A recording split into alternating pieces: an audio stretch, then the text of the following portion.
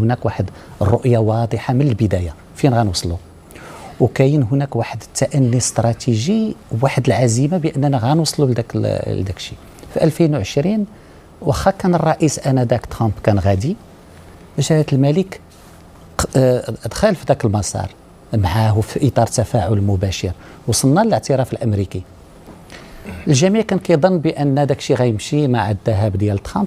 جلالة الملك ماشي فقط حافظ على ذاك المكسب مع الإدارة الأمريكية اللي جات للرئيس بايدن، ولكن من رجع الرئيس ترامب 4 سنوات بعد ذلك لقى إسبانيا جلالة الملك اشتغل وغير لها الموقف في 2021، ألمانيا في 2021، فرنسا بعد يعني الزيارة اللي قام بها الرئيس الفرنسي والرسالة اللي كان بعث لجلالة الملك في يوليوز 2024 غيرت الموقف، وأخيرا بريطانيا في يونيو من 2025.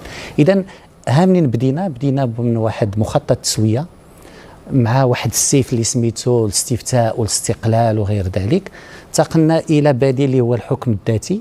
انتقل بعد ذلك جلالة الملك إلى جعل هذا الحكم الذاتي هو المهيكل للنقاش حول الصحراء، بعد ذلك إلى أنه يولي هو اللي كتدافع عليه القوى العظمى.